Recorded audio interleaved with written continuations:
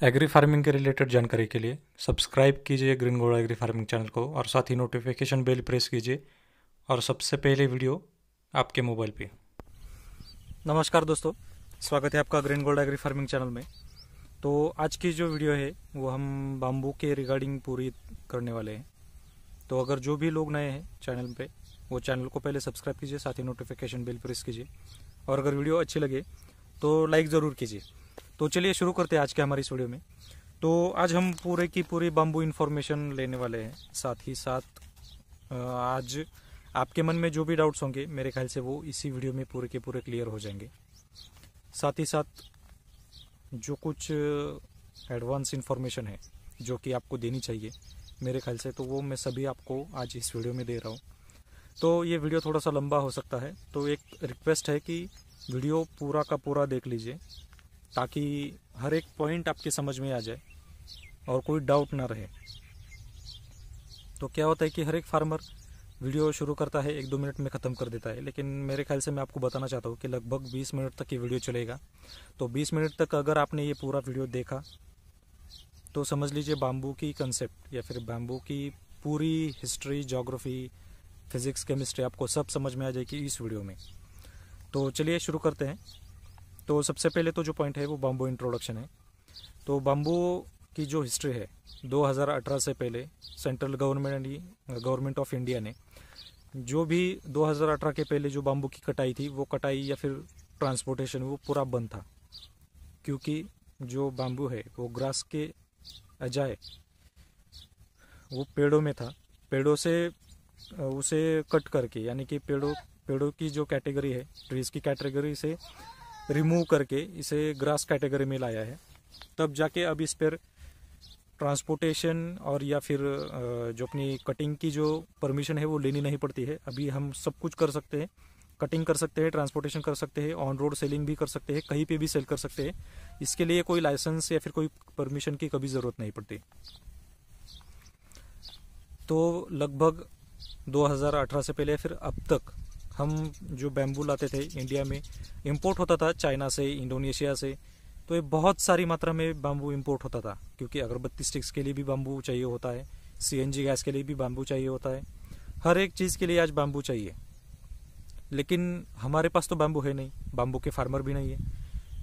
अब जैसे कि हमारे महाराष्ट्र एरिया में कोकन एरिया है, कोकन एरिया में कहीं कहीं जगह पे बाम्बू मिलता है, लेकिन पूरे कंट्री में तो नहीं मिलता। जैसे कि मणिपुर में मिल रहा है, लेकिन ऐसा भी तो नहीं है कि राजस्थान में भी बैम्बू मिलता है। तो इस वजह से बैम्बू बहुत सारा इंपोर्ट करना पड़ता था। लगभग 11,000 करोड़ रुपए का बाम्बू हर एक साल में गवर्नमेंट ऑफ इंडिया इंपोर्ट करती थी।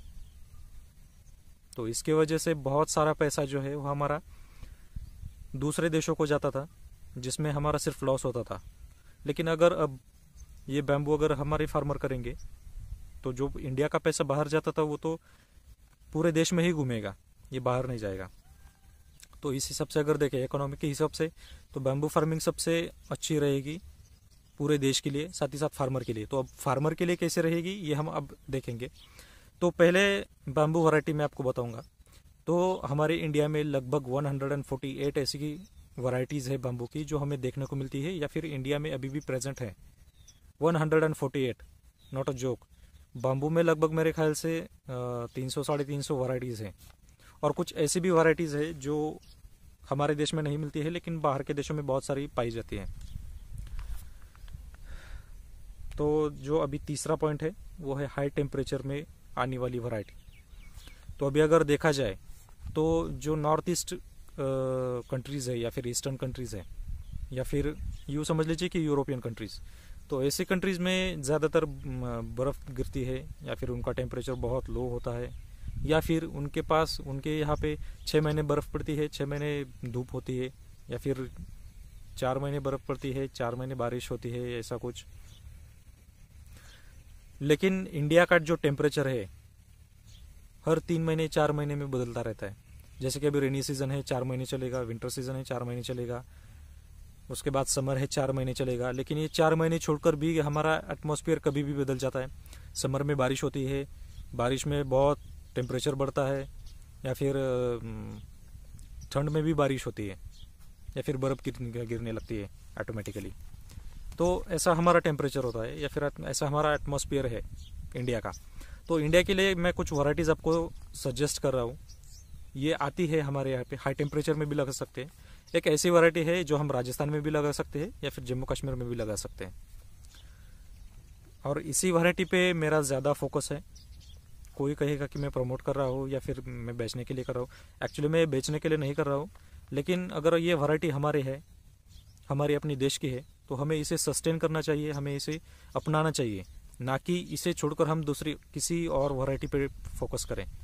एक्चुअली यही वैरायटी सबसे बेस्ट, सबसे बढ़िया क्वालिटी की बनती है, जो है बाम्बूसा बाम्बूस एरंडेशिया, जिसे हम कटांग बोलते हैं या फिर नोकीला बाम्बू भी बोलते हैं। तो ये जो बाम्बू है, ये बाम्बू लगभग 5 इंच 6 इंच के आसपास चला जाता है उसकी चौड़ाई, यानी कि लगभग इतनी साइज़ होती है जो दो हाथ अगर हमने जोड़े तो भी इस हाथ में नहीं बैठते हैं, लगभग इतना साइज़ होता है उसका। कम से कम 4.5 इंच का तो बाम्बू हमें मिल ही जाता है। इसकी जो हाइट है लगभग 100 फीट तक इसकी हाइट जाती है। थोड़ा सा कर्व होता है बाम्बू को, लेकिन उसकी जो इलास्टिसिटी है, उसकी जो पावर है, अगर हम बाम्बू को पूरा यू शेप करें, अगर सीधा बाम्बू है, अगर उसे हम मरोड़े जगह पे पूरा उसका सर्कल भी कर दे, तो भी इसकी इलास्टिसिटी जो है, इसकी ड्यूरेबिलिटी जो है, वो हम फिर से छोड़ेंगे तो फिर उसी स्टेज पे वो जाता है। तो इसे कंस्ट्रक्शन काम में, कंस्ट्रक्शन वर्क्स में इसे एक स्टील का बाम्बू कहा जाता है, क्योंकि ये स्टील से भी ज़्यादा मजबूत होता है। कंस्ट्रक्शन में इसके लिए बहुत स्कोप है इस बाम्बू के लिए, तो इसके लिए मार्केट भी बहुत अच्छा मिलता है। फर्नीचर में भी इसका यूज़ होता है, बायोमास में भी इसका यूज़ होता है। उसके बाद इथेनॉल है, सीएनजी है, प्लाईवुड है, तो सबसे ज़्यादा बाम्बूसा बाम्बूस का यूज़ होता है। तो उसके बाद हम देखेंगे बेस्ट ऑक्यूपेशनल वैरायटीज़। तो as a business, as a occupation, हमें कौन सी वैरायटी करनी चाहिए जो अच्छी रहेगी, या फिर ऐसी कौन सी वैरायटीज़ है जो अच्छी है, बहुत अच्छा हम उससे इनकम कर सकते हैं। तो सिलेक्टेड मेरे तो पहला सजेशन रहेगा कि बाम्बूसा बाम्बूस इंडिया के लिए, क्योंकि इंडिया का जो टेम्परेचर है वो बहुत हाई होता है और जो मौसम है वो बदलता रहता है। उसके बाद है स्टॉक्सी, जो महाराष्ट्र में भी मिलता है, मानगा उसे बोलते हैं, स्टॉक्सी। उसके बाद है स्ट्रिक्टस, ये नॉन कमर्शियल वैरायटी है स्टिक्स की, जिसे हम टोमेटोज या फिर अनार के लिए लगाते हैं। उसके बाद रहेगी टुल्डा। टुल्डा एक अच्छी वैरायटी है, लेकिन अपने देश की नहीं है। लेकिन अगर हमारे पास वाटर मैनेजमेंट अच्छा है तो हम ये भी लगा सकते हैं टुल्डा। टुल्डा की जो थिकनेस है वो लगभग 8 सेंटीमीटर तक है अंदर की थिकनेस, यानी कि जो चौड़ाई है वो बहुत मोटी है, बहुत मोटा बाम्बू है। तो इसका जो यूज़ है ज़्यादा से मतलब मैक्सिमम इसका जो यूज़ है वो अगरबत्ती स्टिक्स के लिए होता है या फिर बायोमास के लिए भी होता है। उसके बाद है नॉन कमर्शियल वैरायटी, कमर्शियल और नॉन कमर्शियल। तो पहले कमर्शियल में आपको बताऊंगा। कमर्शियल वैरायटी में ऐसी वैरायटी जो बायोमास के लिए यूज़ होती है और जो कम से कम 4 इंच से बड़ी होती है, यानी कि 2 हाथ में बैठे या फिर इससे ज़्यादा, यानी कि अगर इतनी चौड़ाई है इससे ज़्यादा जिगेंटस तक। जिगेंटस इतना बड़ा होता है, बहुत बड़ा होता है जिगेंटस। तो ये हुई कमर्शियल वैरायटी। उसके बाद नॉन कमर्शियल वैरायटी जो अपने यहाँ पे इंडिया में कहीं पे भी मिलती है, कहीं पे भी उग जाती है। उसकी जो थिकनेस है स्टिक की इतनी होती है, ज़्यादा से ज़्यादा 2 इंच तक या फिर 2.5 इंच तक। इसमें ज़्यादा कुछ वैरायटी नहीं है, कमर्शियल में ही ज़्यादा वैरायटी है। तो उसके बाद है बाम्बू का स्कोप, यानी कि अगर हमने बाम्बू कल्टीवेट किया, हमने बाम्बू प्लांटेशन किया, तो इसके लिए क्या स्कोप रहेगा, या फिर क्या हमें क्या करना पड़ेगा, कैसे करना पड़ेगा। तो भी अगर बाम्बू का हम देखें तो बाम्बू ऐसी वैरायटी है जिसे हम कहीं पे भी किसी भी चीज़ के लिए यूज़ कर सकते हैं। अगर आपको ऐसा लगता है कि ये फूड के हमें एज अ फूड यूज़ करना है, तो एज अ फूड इसका भी यूज़ होता है। बाम्बू शूट्स जो है वो मेडिकल में बहुत अच्छे होते हैं। मेडिसिन में आपको एक स्क्रीनशॉट दे रहा हूँ, आप एक बार देख लीजिए कौन से न्यूट्रिएंट बाम्बू शूट्स से मिलते हैं। और मैं एक बात और बताना चाहूँगा कि अगर मेडिकली बाम्बू शूट्स अच्छे हैं तो सब उसमें से सबसे ज़्यादा अच्छा बाम्बूस का शूट्स है। इसमें बहुत सारे न्यूट्रिएंट्स है, बहुत सारे फाइबर्स है, कार्बोहाइड्रेट्स है और प्रोटीन्स भी है, लेकिन सबसे ज़्यादा है इस वैरायटी में। तो ये भी मैं आपको दूंगा। अगर नहीं भी मिला तो आप मुझे कमेंट करके एक बार बता सकते हैं, मैं अब वैसे तो मैं इसी वीडियो में दे रहा हूँ, तो ज़्यादा कुछ दिक्कत नहीं आएगी। उसके बाद है बाम्बू के स्कोप के लिए बायोमास। बायोमास में बहुत सारी इंडस्ट्रीज काम कर रही है अभी। बायोमास, उसके बाद सीएनजी गैस प्रोडक्शन, उसके बाद टार है, या फिर जो फेशियल्स वगैरह है वो भी है। सीएनजी प्रोडक्शन में बहुत सारी इंडस्ट्रीज काम कर रही है। पहले तो अभी अगर पूरा देश का देखें तो मेरे ख्याल से दिल्ली में होगा, हरियाणा, पंजाब, ऐसे कुछ स्टेट्स में होगा। लेकिन अभी अगर महाराष्ट्र का देखें तो मुंबई, पुणे, और मुंबई पुणे से लेकर अब हर एक डिस्ट्रिक्ट में ये सप्लाई हो रहा है, हर जगह पाइपलाइन जा रही है। तो अगर हम सीएनजी का देखें तो अभी अभी किसान बोल रहे थे मुझे कि अगर क्या होगा अगर फार्मर का बाम्बू बायबैक हुआ लेकिन अगर प्रोसेसिंग ही नहीं हुआ, या फिर कुछ दिक्कत ही आ गई, अगर उसका बायबैक ही नहीं हुआ, या फिर अगर बायबैक हुआ लेकिन आपके पास पैसा नहीं आया, तो आप उसे कैसे चुका देंगे कि, या फिर आपके कंपनी का बायबैक उसे कैसे मिलेगा। तो मैं ये बता दूं कि हर 1 एकड़ में कम से कम 50 टन तो निकलेगा ही निकलेगा बाम्बू। सीएनजी का है तो 70-80 टन तक जाएगा। लेकिन अगर यही बाम्बू जब प्रोसेसिंग होगा, अब जैसे मान लीजिए पेट्रोल है, पेट्रोल एक दिन में कई हज़ार लीटर सेल होता है, उसी तरह ये सीएनजी का भी है, उसी तरह ही रहेगा। सीएनजी भी हर दिन में बहुत सारा सेल होता है, और इसका एक लिमिटेशन होता है 1 टन, 500 किलो, 2 टन, 5 टन। तो इस हिसाब से जितना भी सीएनजी है वो पूरा एक दिन में ही सेल हो जाता है। इतनी सारी कैपेसिटी होती है, इतने सारे व्हीकल्स हमारे पास है। तो सीएनजी जैसे मान लीजिए कटिंग से लेकर सीएनजी बनाने तक ज़्यादा से ज़्यादा 72 या 80 घंटे लगता है, और उसके बाद सेल होने में ज़्यादा से ज़्यादा 24 घंटे। 3 दिन में आपका फार्मर को पूरा रिटर्न मिलेगा अगर सीएनजी प्रोड्यूसर्स कंपनी है। तो ज़्यादा कुछ सोचने की ज़रूरत नहीं है, ज़्यादा कुछ सोचिएगा भी मत। तो उसके बाद हमारा जो पॉइंट है वो है बाम्बू बाय प्रोडक्शन।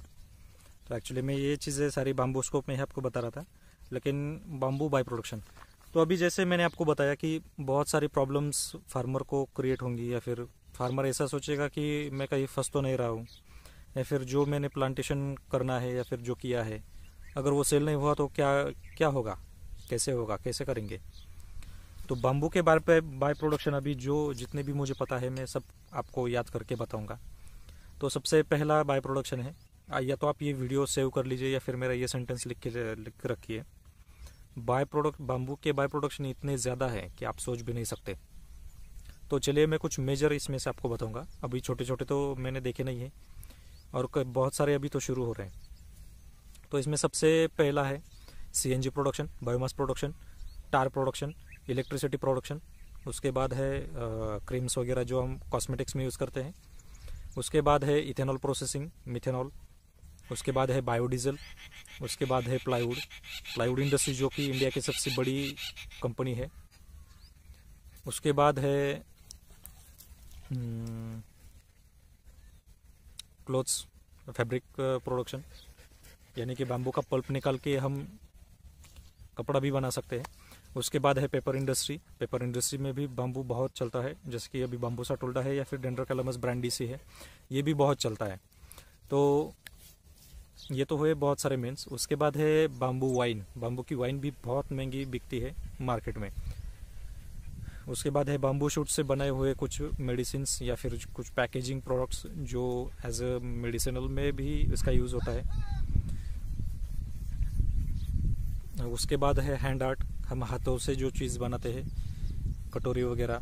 उसके बाद जो हम एक चीज़ हम अपने बेडरूम या फिर हमारे रूम्स किचन में रखते हैं। उसके बाद है बाम्बू ज्वेलरी। बाम्बू ज्वेलरी भी अभी इसका बहुत सारा यूज़ हो रहा है। उसके बाद बाम्बू शूज़ भी बनते हैं, बाम्बू से टी शर्ट्स वगैरह भी बनते हैं, बहुत अच्छे क्वालिटी के बनते हैं। अगर आप कॉटन का देखेंगे तो कॉटन से कहीं गुना ज़्यादा, कहीं गुना बेहतर बाम्बू का शर्ट्स वगैरह होता है, क्योंकि मैंने ये खुद देखा है। सिर्फ मैंने अभी इंडस्ट्री उसकी देखी नहीं है, लेकिन कैसे होता है ये मुझे पता है। तो ये बेसिकली कुछ सिलेक्टेड सिर्फ यूज़ मैंने आपको बताया, सिर्फ सिलेक्टेड, कुछ याद भी नहीं आ रहा है मुझे एक्चुअली। तो इतने सारे यूज़ होते हैं बैम्बू के। उसके बाद हाँ, एक और जो मैंने पेपर इंडस्ट्री में आपको जो बताया, तो उसके बाद एक और एग्जांपल है, वो ये है कि बायोडिग्रेडेबल हम इससे पैक जो अभी हम पेपर की केस वगैरह देखते हैं, जैसे कि यूज एंड थ्रो बैग्स है छोटे छोटे, जो हम टैबलेट्स वगैरह लेने के लिए जाते हैं तो तब हमें शॉपकीपर्स देते हैं, तो ये भी बाम्बू से ही बनेगा। और आगे जाके जो प्लास्टिक्स है, प्लास्टिक पे बहुत इम्पैक्ट पड़ेगा ये बाम्बू की वजह से, क्योंकि बाम्बू का जो बाय प्रोडक्शन है, पेपर बनेगा या फिर जो हमारे बैग्स है वो अगर बाम्बू के बनेंगे तो ऑटोमेटिकली हमारी जो परेशानी है, सबसे बड़ा पॉल्यूशन है प्लास्टिक्स का, वो ख़त्म हो जाएगा। उसके लिए हमें कुछ उधर कुछ करना नहीं पड़ेगा, और जो बीमारी इसकी वजह से हो रही है वो भी नहीं होगी। उसके बाद इसके कुछ एग्रीकल्चरल भी फ़ायदे हैं जो मैं आपको अगले पॉइंट में बताऊंगा। तो इसका एक्सपेक्टेड इनकम कितना है? अभी बहुत सारे किसानों को ऐसा लगता है कि मुझे तो 10 लाख रुपए पर एकड़ का इनकम चाहिए, 50 लाख रुपए का इनकम चाहिए। तो बेसिकली ऐसा नहीं होता है। दुनिया में ऐसा कोई क्रॉप नहीं है जो आपको 30, 25, 50 लाख देगा। डिपेंड करता है कि आप कौन सा क्रॉप लगा रहे हो, इसके लिए आप मार्केट कैसे जनरेट कर रहे हो, उस पर ही डिपेंड होता है कि आपको मार्केट में या फिर आपकी जो 1 एकड़ की वैल्यू है वो कितनी मिलेगी। तो मान लीजिए कि बाम्बू अगर आपने लगाया है, कल्टीवेट किया है, तो 1 एकड़ में कम से कम 1.5 लाख तो मिलेगा ही मिलेगा, लेकिन 1.5 लाख से कम कभी नहीं मिलेगा, ये मेरी गारंटी है। और कितना भी लेस भी हम बेचेंगे इसको तो भी कम से कम 1.5 लाख रुपए हर एक साल में मिलेगा कटिंग के बाद। और ये 1.5 लाख आपको बिना कुछ करके ही मिलेगा। आपको सिर्फ पहले शुरुआत में पहले कटिंग तक उसको देखना है। एक बार कटिंग शुरू हो जाए, उसके बाद आप अगर आपके खेत में कभी गए नहीं तो भी चलेगा। इसलिए इसे एक कमर्शियल या फिर ऑक्यूपेशनल फार्मिंग बोला जाता है बाम्बू के लिए, क्योंकि आपको कुछ करना नहीं है या फिर लेबर वगैरह कुछ नहीं लगेगा, खाली कटिंग करना है, कटिंग करके देना है बस। या फिर अगर एग्रीमेंट है कंपनी के साथ तो कंपनी भी वो भी कर देती है। तो एक्सपेक्टेड इनकम कम से कम 1.5 लाख से लेकर 10 लाख तक निकल सकता है, क्योंकि कुछ ऐसी वैरायटीज है जो कुछ साल बाद कम से कम 200-250 टन बाम्बू देती है, 300 टन देती है, 600 टन तक इसका वेटेज जाता है। तो 2500 जो कि हमारा पूरे इंडिया में एमएसपी है, जो कि शुगर केन को जो रेट दिया जा रहा है वही बाम्बू को दिया जा रहा है। तो इस हिसाब से आप देख सकते या फिर सोच सकते हैं कि अगर 100 टन भी बाम्बू निकलेगा तो 2500 से हमारा कितना मिलेगा। मैंने तो फिर भी कम से कम 1.5 लाख बताया, लेकिन 10 साल के बाद जो भी बाम्बू रखेगा, अगर रेट वही रहा या फिर बढ़ता रहेगा तो भी जो क्वांटिटी है, वेटेज है, वो बढ़ेगा। अगर मान लीजिए 10 साल के बाद आपको 200 टन बाम्बू मिलेगा, तो 200 टन बाम्बू यानी कि लगभग 5 लाख रुपए का बाम्बू हुआ, तो 1 एकड़ से आप 5 लाख कमा सकते हैं। एक्चुअली बाम्बू ऐसी वैरायटी है जो आपको 20-25 लाख भी देगी, नो कॉम्प्रोमाइज़, लेकिन शुरू में नहीं दे सकती। इसके लिए आपको वेट करना पड़ेगा 10 साल 12 साल। उसके बाद का जो पॉइंट है इसका मेडिसिनल यूज़, तो मैंने जैसे कि आपको बताया कि मेडिसिनल में बाम्बू शूट्स का बहुत सारा यूज़ होता है। तो इसमें से कुछ जो मुझे कंटेंट पता है वो मैं आपको बताऊंगा। एक्चुअली इस नोट में नहीं है, आप सोच रहे होंगे कि मैं क्या देख के बोल रहा हूँ। एक्चुअली ये पॉइंट्स है जो मुझे आपको बताने हैं जानकारी, तो सिर्फ ये देख रहा हूँ। कहीं आप सोचेंगे कि यार कॉपी पेस्ट हो रहा है, ऐसा कुछ नहीं है। तो इसका जो मेडिसिनल में बाम्बू शूट्स के जो कंटेंट है, लगभग प्रोटीन, कार्बोहाइड्रेट, फैट्स, मिनरल्स, उसके बाद फाइबर है, ऐसे बहुत सारे मिनरल्स इसमें मिलते हैं। और सबसे ज़्यादा कंटेंट, एक तो कुछ फॉरेन की वैरायटी है जिसका मुझे नाम अभी याद नहीं है, लेकिन उसके बाद हमारी दूसरी वैरायटी जो सबसे टॉप वर्ल्ड नंबर 2 की जो वैरायटी है, टॉप मोस्ट, जिसमें सबसे ज़्यादा कंटेंट है, वो है बाम्बूसा बाम्बूस, जो कि इंडिया की वैरायटी है। और देखिए, हम अपनी ही वैरायटी को छोड़कर हम कोई और वैरायटी लगा रहे हैं, जबकि टुल्डा इसके आसपास भी नहीं है शूट्स कंटेंट में। तो उसके बाद आखिरी पॉइंट है मेरा पॉइंट ऑफ व्यू। मैं बाम्बू के बारे में क्या सोचता हूँ, या फिर एक्चुअली इसकी रियलिटी क्या रहेगी, कैसे रहेगी, या फिर जैसे कि मेरा पॉइंट ऑफ व्यू क्या है। तो सबसे पहले तो मेरा पॉइंट ऑफ व्यू ये है कि अगर आप फार्मर हैं, आपके पास 10 एकड़ ज़मीन है, उसमें से आप 8 एकड़ जो भी अपना रेगुलर क्रॉप आप ले रहे हो वो लेते रहो, लेकिन 2 एकड़ में आप बाम्बू लगाओ। मान लीजिए अगर आपने 2 एकड़ में बाम्बू भी लगाया, तो जितना आपका मेंटेनेंस है ना, जो आप 8 एकड़ में करते हो, तो वो पूरा का पूरा मेंटेनेंस सिर्फ ये 2 एकड़ आपको निकाल के दे सकता है, और ऊपर से कुछ बचेगा भी आपके लिए। उसके बाद बाम्बू का मार्केट अभी नहीं है, अभी फ़िलहाल नहीं है। इसका मतलब ये नहीं है कि मार्केट नहीं है, एक्चुअली मार्केट है, लेकिन जो रॉ मटेरियल चाहिए वो पूरा का पूरा नहीं है, इसलिए कोई कंपनी अभी चालू नहीं हो रही है। ऐसे अगर देखेंगे तो नागपुर में मनसर एक प्लेस है, मनसर जगह है, जहाँ पे नितिन गडकरी जी की एक ओल्ड फैक्ट्री है जो हम लेने वाले थे, लेकिन रॉ मटेरियल ना होने की वजह से और उस मशीनरी में अभी सिर्फ बंद पड़ने की वजह से कुछ खराबियाँ हैं, तो उसके लिए हमने वो परचेस नहीं की थी। वैसे तो इंडस्ट्रीज है लेकिन रॉ मटेरियल नहीं है, तो आप वो तो मार्केटिंग की बात छोड़ दीजिए, क्योंकि यही जो एक मेन पॉइंट है जो फार्मर को नेगेटिव बना रहा है कि मार्केटिंग का कैसा करेंगे। तो मार्केटिंग का बात आप छोड़ ही दीजिए, मार्केटिंग का सोचने की आपको ज़रूरत नहीं है, वो तो खुद गवर्नमेंट ही करेगी, क्योंकि अभी इतना सारा बैम्बू प्रोड्यूस हो रहा है तो गवर्नमेंट को कुछ ना कुछ तो पैसा मिलेगा ही, कुछ ना कुछ नहीं बहुत ज़्यादा पैसा मिलने वाला है, इसलिए गवर्नमेंट खुद इसमें इंटरफेयर करेगी, खुद की फैक्ट्रीज चालू करेंगी जो उनके फ़ायदे की रहेंगी। उसके बाद बम्बू के बहुत सारे यूज़ है, अनहिडन यूज़ है जो किसानों के सामने कभी आए ही नहीं है। तो उसमें से कुछ ऐसा है कि बाम्बू एक ऐसा पेड़ है जो खुद का पानी खुद तैयार करता है 2 साल के बाद। यानी कि मान लीजिए अगर आप राजस्थान में एक बाम्बू का प्लांट लगा रहे हैं तो कुछ सालों में वही प्लांट उसी जगह पे ज़मीन के नीचे आपको बहुत सारा पानी देगा। एक्चुअली ये कुछ अंधश्रद्धा वगैरह नहीं है, ये ऐसा है कि जैसे मानो बाम्बू का जो प्लांट है वो पानी अपनी तरफ खींच लेता है, उसके बाद जितना खुद को चाहिए वो उतना लेता है, और उसके बाद अपने ही नीचे, अपने रूट्स के नीचे या फिर अपने पैरों के नीचे एक कुएं जैसा बनाता है और उसमें पानी स्टोरेज करता है, यानी कि ज़मीन में पानी स्टोरेज करता है। ये दुनिया का सबसे ऐसा पेड़ है, या फिर दुनिया का सिर्फ एक अकेला ही ऐसा पेड़ है जो खुद पानी तैयार करता है ज़मीन के लिए। उसके बाद एक बैम्बू ही ऐसा पेड़ है जो 24 घंटे आपको सिर्फ ऑक्सीजन देता है। देख लीजिए आप कहीं पे भी किसी भी शॉप में जाइए, वहाँ पे आपको एक छोटा सा चाइनीज़ बाम्बू मिलता है और बोलता है कि जो भी ओनर है वो बोलता है कि जब ये मेरे पास होता है तो मुझे बहुत फ्रेश होता है, बहुत फ्रेश फीलनेस होता है। तो ऐसा क्यों है? एक्चुअली बाम्बू ऐसी वैरायटी है या फिर ऐसा पेड़ पौधा है जो 24 घंटे ऑक्सीजन देता है, और ये ऑक्सीजन फ्रेश होने की वजह से इंसान भी ताज़ा रहता है, बहुत फ्रेश दिखता है। तो ऐसे कई सारी अनहिडन चीज़ें हैं जो आपको पता नहीं है, लेकिन अगर आप कहीं और जाएंगे, इंडोनेशिया या चाइना जाएंगे, तो आपको ये बहुत सारी चीज़ें आपको देखने को मिलेंगी, प्रैक्टिकली एक्सपीरियंस करने को मिलेगी।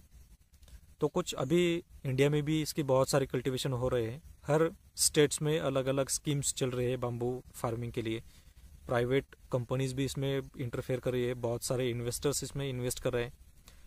तो आप ये बात छोड़ दीजिए कि मेरे ख्याल से बहुत सारे लोग बाम्बू को लेकर निगेटिव है, तो मेरे ख्याल से आपने निगेटिव नहीं होना चाहिए।